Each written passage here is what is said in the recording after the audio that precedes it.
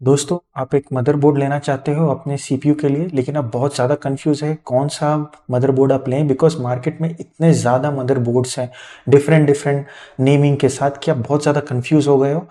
तो आप जो है इस वीडियो को पूरे एंड तक देखो। इस वीडियो के एंड तक आप पूरे जो है इतने ट्रेन हो जाओगे कि आप अच्छा एक मदरबोर्ड अपने सीपीयू के लिए आप आराम से खरीद पाओगे। तो प्लीज़ इस वीडियो को पूरे एंड तक ज़रूर देखें।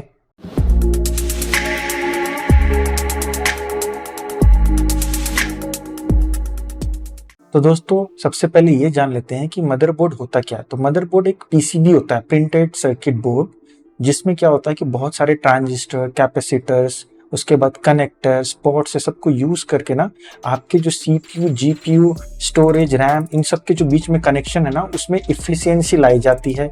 अच्छा हीट सिंक होने की वजह से आपको बहुत ज़्यादा जो है हीट डिसिपेशन की जो है आपको लॉस नहीं मिलते हैं आपके परफॉर्मेंस में।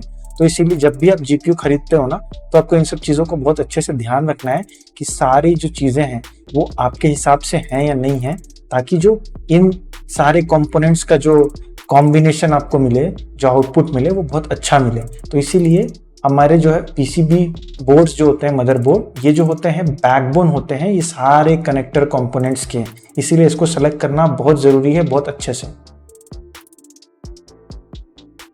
अब दोस्तों, जब आप मदरबोर्ड खरीदने जाते हो तो आपको सबसे पहले ये डिसाइड करना है कि आपका प्रोसेसर कौन सा होगा। आपको AMD के साथ जाना है या आपको इंटेल के साथ जाना है, क्योंकि मार्केट में ये दो बेस्ट प्रोसेसर बनाने वाली कंपनीज हैं और इन सिलेक्शन के बेसिस पे आपको डिसाइड करना है फिर मदरबोर्ड आपको कौन सा लेना है। क्योंकि मार्केट में AMD के जो स्लॉट्स होते हैं जिसमें CPU लगता है, सॉकेट, वो अलग होता है, और जो इंटेल का जो सॉकेट होता है वो अलग होता है। तो कभी कभी ये जनरेशन के हिसाब से भी चेंज होता रहता है। जैसे कि 13 जनरेशन, 14 जनरेशन और 12 जनरेशन के जो इंटेल के जो प्रोसेसर है उसमें जो है LGA 1700 आपका लगता है। वैसे ही जो आपका AMD का है वो AM4 और उसके बाद जो है AM5 आने वाला है। तो ये सब जो है ना सॉकेट्स होते हैं जिसका आपको ज़रूर ध्यान रखना है जब आप एक प्रोसेसर सेलेक्ट करते हो। ये AMD और इंटेल के जो प्रोसेसर होते हैं ना, इसमें बहुत जल्दी जल्दी चेंजेस आते रहते हैं। तो जो जैसे इंटेल का भी अच्छा परफॉर्म कर रहा है तो उसके बाद जो है ना AMD आ जाता है अच्छा परफॉर्मेंस में, तो इन दोनों में कंपटीशन बना रहता है। तो क्या होता है, बहुत जल्दी जल्दी जो है ये मदरबोर्ड के कॉन्फ़िगरेशंस वगैरह जो होते हैं वो भी चेंज होते जाते हैं और अच्छा परफॉर्मेंस निकालने के लिए अच्छे अच्छे चिपसेट आते हैं जो मदरबोर्ड के चिपसेट्स होते हैं। ये आपके प्रोसेसर के चिपसेट्स नहीं है, ये आपके जो है मदरबोर्ड के चिपसेट है जो कि आपको अच्छा परफॉर्मेंस निकाल के देंगे आपके CPU के कंपैरिजन में। तो उनका भी एक कॉम्पैटिबिलिटी होता है, वो भी आपको एक अच्छे से सेलेक्ट करना है। तो वो मैं पूरे आपको वीडियो में एंड में बताऊंगा कि कौन सा चिपसेट जो है अभी के जो है करंट CPU के साथ बेस्ट है। अब आपने एक बार अपना प्लेटफॉर्म सेलेक्ट कर लिया कि AMD लेना है या आपको इंटेल लेना है, उसके बाद जो है आपको ये डिसाइड करना है कि सॉकेट कौन सा है। तो आपको प्रोसेसर का सॉकेट देखना है, उस सॉकेट के हिसाब से आपको फिर मदरबोर्ड्स देखने हैं। जैसे मैंने आपको बताया 14 जनरेशन और 13 जनरेशन के जो इंटेल के प्रोसेसर्स हैं उसमें LGA 1700 जो है अभी सॉकेट्स लगते हैं, और जो AMD के प्रोसेसर है उसमें AM4 जो है वो आपके लगते हैं। तो इसमें जो है आपको सेलेक्ट करना है कौन सा सॉकेट जो है आपके लिए, आपके प्रोसेसर के लिए सही है। तो इसके लिए आप प्रोसेसर का पूरा डिटेल अच्छे से एक बार देखें और उसके बाद ही जो है आप सॉकेट जो बोर्ड में है उसके बेसिस पे मदरबोर्ड को सेलेक्ट करें। अब एक मदरबोर्ड का जो चिपसेट होता है वो भी बहुत इंपॉर्टेंट होता है। अब हर चिपसेट जो होता है, अब जैसे सबसे टॉप नॉच चिपसेट को ले लोगे और आपका जो प्रोसेसर है बहुत लो एंड है, तो उसमें जो है आपको परफॉर्मेंस जो है वो आपको अच्छा तो मिलेगा, लेकिन उस चिपसेट का पूरा यूटिलाइजेशन नहीं कर पाओगे। तो इसलिए आपको एकदम कंपैटिबल जो है चिपसेट आपके प्रोसेसर के हिसाब से ही लेना है, जो कि आपको जब आप CPU डिसाइड करते हो तभी आपको जो है कॉम्बिनेशन आपको मिल जाएगा कि उसके लिए चिपसेट जो है आप थोड़ा बहुत सर्च करोगे तो आपको मिल जाएगा मार्केट में कौन सा चिपसेट जो है मदरबोर्ड में उसके लिए बेस्ट है। जैसे आप ओवरक्लॉकिंग के लिए ले रहे हो तो ओवरक्लॉकिंग वाला ही मदरबोर्ड का चिपसेट होना चाहिए CPU के साथ। अगर नॉन ओवरक्लॉकिंग वाला ले रहे हो तो जो मदरबोर्ड में चिपसेट है वो नॉन ओवरक्लॉकिंग के हिसाब से ही होना चाहिए। ऐसा नहीं कि आपने ओवरक्लॉकिंग वाला चिपसेट ले लिया और आपने जो CPU लिया है वो ओवरक्लॉक होता ही नहीं है। तो उस कंडीशन में जो आपको है पूरा जो बेनिफिट है चिपसेट का वो आप नहीं निकाल पाओगे, और उसके वजह से आपको हो सकता है कि प्राइस जो है आपने ज़्यादा पे किया होगा तो उसका आपको कोई फ़ायदा नहीं है। तो ये आपको बहुत अच्छे से डिसाइड करना है जब एक आप जो है मदरबोर्ड लेने जा रहे हो। चिपसेट डिसाइड करते समय आपको एक चीज़ को और ध्यान रखना है कि आपको ये भी देखना है कि कौन से रैम उसमें सपोर्ट करती है, कौन सा स्टोरेज सपोर्ट करता है, कौन सा जीपीयू सब जो है उसमें सपोर्ट करता है। अगर ये चिपसेट लेते समय आपने ध्यान नहीं दिया और आपने कोई गलत चिपसेट खरीद लिया सस्ते के चक्कर में, या आपको दुकानदार ने कुछ रिकमेंड किया आपने खरीद लिया, उसके बेसिस पे अगर आप जाओगे तो हो सकता है कि आगे में जब आप अपग्रेड करने की कोशिश करो तो आप उसको अपग्रेड ना कर पाओ और बहुत ज़्यादा ही आउटडेटेड टाइप का बोर्ड आपको दे दिया हो। तो इसलिए जो है आपको एक अच्छा बोर्ड सेलेक्ट करने के लिए आपको थोड़ा फ्यूचरिस्टिक और थोड़ा अपग्रेडेबिलिटी पे भी ध्यान देना है कि वो चिपसेट आगे चल के नए प्रोसेसर्स को अगर आप अपग्रेड करते हो या जीपीयू अपग्रेड करते हो तो उसको सपोर्ट करेगा या नहीं। तो इसीलिए एक अच्छा चिपसेट का कॉम्बिनेशन देखना बहुत ज़रूरी है। अब फॉर्म फैक्टर जो होता है बहुत बड़ा चीज़ होता है। फॉर्म फैक्टर जो हुआ मतलब वो साइज़ हुआ। तो मदरबोर्ड जो होते हैं डिफरेंट डिफरेंट साइजेस में आते हैं। अब आपको सबसे पहले ये डिसाइड करना है कि आपका जो एनवायरनमेंट है, मतलब जो आपका केस है सीपीयू का या पीसी का बोलो, तो वो जो है कितना बड़ा है। तो उसके बेसिस पे जो है आपको सेलेक्ट करना है कि आपका जो मदरबोर्ड का फॉर्म फैक्टर मतलब साइज़ है वो कितना बड़ा आपको लेना है। जैसे कि मार्केट में जो है मिनी ITX करके एक है, उसके बाद जो है माइक्रो ATX है, और अब एक जो हम लोग यूज़ करते हैं कॉमनली वो होता है ATX। तो इसके जो साइजेस हैं उनका डिफरेंस बहुत ज़्यादा है, और जैसे जैसे ये छोटा होते जाता है वैसे वैसे कनेक्टिविटी पोर्ट्स कम होते जाती है, और इसकी जो मतलब परफॉर्मेंस है वो भी कम होती जाती है। जितना बड़ा आप जो बोर्ड लोगे उतना ज़्यादा परफॉर्मेंस आपको मिलता है। तो इसीलिए सबसे पहले आपको एनवायरनमेंट डिसाइड करना है कि आपको किस एनवायरनमेंट पे जो है ये पूरा सेटअप करना है। जैसे अगर आप बड़े से आपने एक सीपीयू का जो है एक कैबिनेट लिया है और वो जो है ना इतना बड़ा है कि आप उसमें अकोमोडेट कर सको जो ATX लेवल का जो आपका मदरबोर्ड है, तो आपको फिर जो है ATX के साथ ही जाना चाहिए। उससे कम वाले में अगर आप जाओगे तो उसमें परफॉर्मेंस आपको कम मिलेगा। अगर मान के चलिए आपको एक जो है होम थिएटर के हिसाब से जो है एक PC बनाना है और उसमें जो है आपका कैबिनेट है वो बहुत छोटा है, तो उस कैबिनेट के हिसाब से जो है ना आपको एक छोटा जो है बोर्ड लेना पड़ेगा मदरबोर्ड, जिसमें आप जो है कम से कम स्पेस में अच्छे से सारी चीज़ अकोमोडेट कर सको। तो इसलिए जो है आपको मदरबोर्ड का फॉर्म फैक्टर सेलेक्ट करना बहुत ज़्यादा इंपॉर्टेंट है। अब एक्सपेंशन की जो कंपैटिबिलिटी है वो भी आपको चेक करना है कि कितना जो आपका बोर्ड है वो एक्सपेंशन के हिसाब से आपको लेना है, ताकि आगे चल के फ्यूचर में जब आप कुछ एक्सपैंड करना चाहें तो वो जो है एक्सपैंड हो जाए। तो सबसे पहले तो आपको ये ध्यान देना है कि कितने रैम के स्लॉट्स हैं, कितने उसमें जो है NVMe SSD वगैरह आप लगा सकते हो, कितने सारे जो है उसमें GPU के जो पोर्ट्स आते हैं PCIe 4, 5 जो अभी आ रहे हैं लेटेस्ट, तो ये सब जो है कितने ज़्यादा हैं जिसमें आपको एक्सपेंशन और ज़्यादा हो सके। आगे चल के अगर आप चाहते हो कि एक नहीं 2 ग्राफिक्स कार्ड लगाना, जैसे NVIDIA में लगाओगे तो उसका एक अलग कंसेप्ट है, और AMD में अगर आप लगाओगे तो उसका एक अलग कंसेप्ट है। तो ये जो है सपोर्ट कर रहा है कि नहीं आपका मदरबोर्ड, तो ये पूरी एक्सपेंशन की जो कैपेबिलिटी है ये आपको पहले ही से जान के रखना है, ताकि जो है आपका बाद में फ्यूचर में अगर आप एक्सपेंड करना चाहो तो इसे आराम से एक्सपेंड कर सको विदाउट एनी इशू। अब GPU जब आप डिसाइड करते हो तो आपको ये डिसाइड करते समय ध्यान रखना है कि आपका मदरबोर्ड में जो GPU का जो स्लॉट्स है PCIe वो कितने सारे हैं, क्योंकि मदरबोर्ड का जो स्पेसिंग होता है वो ऑलमोस्ट 2 जो आपके PCI पोर्ट होते हैं उतना जो विड्थ होता है उतना ले लेता है। तो आपको क्या करना है, आपको ये देखना है कि PCIe जो है मदरबोर्ड में कैसे प्लेस हुए हैं, ताकि फ्यूचर में अगर आप उसमें 2 ग्राफिक्स कार्ड लगाना चाहो तो वो जो है ईजिली जो है उस स्पेसिंग में लग जाए। स्केलेबल लिंक्ड इंटरफेस, तो ये जो है सिर्फ जो है NVIDIA के ग्राफिक्स कार्ड के लिए यूज़ होता है, और क्रॉस फायर जो होता है वो AMD के जो है ग्राफिक्स कार्ड के लिए यूज़ करते हैं जब हम एक से ज़्यादा ग्राफिक्स कार्ड को लगाते हैं। तो आपको जो है स्लॉट्स का PCI स्लॉट्स का X16 और X8 X4 वाले जो होते हैं इसका ध्यान रखना है कि आपके मदरबोर्ड में कितने सारे हैं। उसके बेसिस पे ही जो आपको एक जो है मदरबोर्ड डिसाइड करना है। उसके बाद आपको ये भी ध्यान रखना है कि रैम जो है कितने मैक्सिमम तक सपोर्ट करता है आपका एक मदरबोर्ड। तो जैसे स्टार्ट होता है 1 GB से लेके सबसे लोअर वेरिएंट में, और ये मैक्सिमम अभी तो चले जा रहा है 256 GB रैम तक।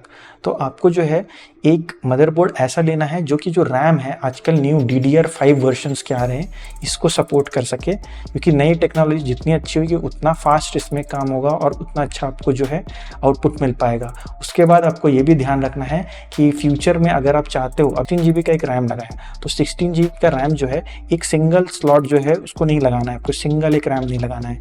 उसमें क्या होता है कि एक अगर लगाते हो तो उसमें भी जो परफॉर्मेंस है आपको कम मिलता है, तो इसको जो है 2 पार्ट में डिवाइड कर लें। 8 GB के जो है 2 जो है आप रैम लगाएं, रैम के स्टिक्स, और DDR5 में अगर आप लोगे रैम को तो उसका जो बेस क्लॉक स्पीड होता है वो थोड़ा हाई होता है और इससे जो है परफॉर्मेंस आपको अच्छा निकल के आता है। तो आपको ये ज़रूर देखना है कि आपका मदरबोर्ड जो है कितना ज़्यादा तक रैम सपोर्ट कर सकता है और कितना जो है इसमें मैक्सिमम रैम का सपोर्ट जो है आपको प्रोवाइडेड है। और आपको ये भी देखना है कितने सारे स्लॉट्स हैं। अभी जो नॉर्मल जो मदरबोर्ड्स आ रहे हैं उसमें एटलीस्ट जो होते हैं 4 स्लॉट्स होते हैं रैम के लिए, जिसमें आपको एक पे पहला लगाना है, एक को छोड़ना है और दूसरे वाले में जो है आपको दूसरा वाला जो है लगाना है। तो इससे क्या होगा कि आपके 2 स्लॉट्स अभी भी खाली रहेंगे और फ्यूचर में जब आप इसको एक्सपेंड करना चाहोगे तो जो है आप उस 2 स्लॉट्स पे भी लगा के एक्सपेंड कर सकते हो। अब स्टोरेज जो आप जब यूज़ करते हो एक मदरबोर्ड में तो आपको ये ध्यान रखना है कि आप किस स्टोरेज के साथ जाना चाहते हो। अगर आप HDD के साथ जाना चाहते हो, हार्ड डिस्क ड्राइव के साथ, तो आपके लिए जो है वहाँ पे SATA जो है के कनेक्शंस होने चाहिए, क्योंकि हार्ड डिस्क उसमें कनेक्ट होता है। तो 3.0 वर्जन्स वगैरह आते हैं SATA के, वो होना चाहिए, आप वो चेक कर लो। अगर आप SSD के साथ जाना चाहते हो जो कि लेटेस्ट है अभी मार्केट में, तो आपको जो है एटलीस्ट जो है NVMe M.2 का जो है स्लॉट 2 कम से कम होना चाहिए, ताकि फ्यूचर में अगर एक स्लॉट में आपने थोड़ा कम वाला अगर SSD लगाया है तो मार्केट में अगर आपको मन करे आगे जाके कि आपको और ज़्यादा एक्सपेंशन करना है तो आप जो एक और स्लॉट में एक्सटर्नली जो है 1 TB या 2 TB का जो है आप एक SSD और लगा सको।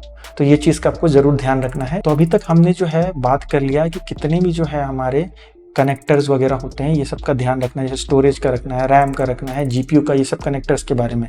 लेकिन अब जो कनेक्टर्स हैं वो आपको ध्यान रखने हैं कि जैसे कैबिनेट में फ्रंट साइड में कुछ कनेक्टर्स होते हैं, टॉप में होते हैं, साइड में होते हैं और बैक में मदरबोर्ड में बहुत सारे कनेक्टर्स होते हैं। तो आपको ये भी ध्यान रखना है कि जैसे आपको 2 से ज़्यादा C टाइप वाले चाहिए या आपको USB टाइप 3.2 चाहिए, तो ये सब चीज़ें ना आपको मदरबोर्ड के स्पेसिफिकेशन में ज़रूर देखना है कि आपको क्या चाहिए। उसके बाद आपको ये देखना है कि Wi-Fi 6 चाहिए आपको, या उससे भी लेटेस्ट कोई वर्जन है तो वो चाहिए, या उससे लोअर वाला में आपका काम हो जाएगा। तो ये सब जो है आप एक मदरबोर्ड का स्पेसिफिकेशन ज़रूर देखें, उसमें सारी डिटेल्स मेंशन रहते हैं कि क्या लेना है। उसके बेसिस पे जो है आपको 3 पोर्ट चाहिए, 4 पोर्ट चाहिए। उसके बाद जैसे RGB के कनेक्शन है आजकल जो कैबिनेट्स में जो होते हैं वो आपका मदरबोर्ड सपोर्ट करता है या नहीं करता है, तो वो भी आपको चेक करना है कि उसके अलग से कोई पोर्ट्स वगैरह दिए गए हैं या नहीं। उसके बाद जो आपका ये जो जितने भी सारे फ्रंट और साइड वाले जो पोर्ट्स हैं कैबिनेट के, वो उसके लिए कोई एक्सपेंशन का हेडर दिया हुआ है कि नहीं, तो ये सब आपको ज़रूर चेक करना है। उसके बाद एक्सटर्नल फैंस जैसे आप लगा रहे हो कुछ, तो वो फैंस वगैरह के लिए भी कोई हेडर प्रोवाइड किया गया है कि नहीं, आपको ये सब ज़रूर देखना है आपको मदरबोर्ड में कि ये सब की जो फंक्शनैलिटीज़ हैं ये आपको प्रोवाइड की जा रही है कि नहीं आपके मदरबोर्ड में। अगर ये सब नहीं दी गई है और आपने अगर कोई ऐसे कैबिनेट में कनेक्ट कर दिया तो उससे आपको प्रॉब्लम ये होगा कि ये सब जो है फंक्शनैलिटी आपको एक्सेस नहीं होगी, वैसे खाली पड़ा रहेगा सामने में। तो ये आप ज़रूर ध्यान रखें। जैसे मार्केट में बहुत सारे जो है मैन्युफैक्चरर्स हैं जो कि मदरबोर्ड बनाते हैं, जैसे कि आसूस है, MSI है, गीगाबाइट है और आपका ASRock है। तो ये 4 ब्रांड के साथ ही आप जाएं अपने बजट के हिसाब से। इसमें हर ब्रांड में जो होता है एक लो लेवल से लेके एक टॉप लेवल तक का जो है आपको मदरबोर्ड मिलेगा। जैसे आप गीगाबाइट का ले लो तो सबसे जो लोएस्ट होता है उसमें अल्ट्रा ड्यूरेबल होता है, उसके बाद जो बढ़ता है वो गेमिंग सीरीज बढ़ती है, उसके बाद और ऊपर जाओगे तो ऑरिक्स मास्टर आता है, फिर उसके बाद ऑरिक्स एलाइट आता है। तो ऐसे जो है ना बहुत सारे जो है अलग अलग जो है इन लोगों के वर्जन्स निकले रहते हैं मदरबोर्ड के। ऐसे ही आसूस में भी है, आसूस में आपका टफ सीरीज है, फिर उसके बाद ऊपर जाओगे तो रॉक स्ट्रिक सीरीज है। तो ये सब सारे भी जो है ना कुछ अलग अलग है। MSI में आपका मोटर सीरीज है, फिर उसके बाद गॉड लाइक है। तो ये सब बहुत सारे जो है ना मदरबोर्ड मार्केट में आपको मिलेंगे। उसमें डिफरेंसेस ये होते हैं कि उसमें फंक्शनैलिटी थोड़ी ज़्यादा ऐड कर दी जाती है। हो सकता है कि वाईफाई का वर्जन थोड़ा लेटेस्ट हो सकता है कि पोर्ट थोड़े ज़्यादा दी गए हों, और जो है कुछ हो सकता है नई टेक्नोलॉजी के जो पोर्ट्स आ रहे हैं तो वो सब उसमें डाला गया हो।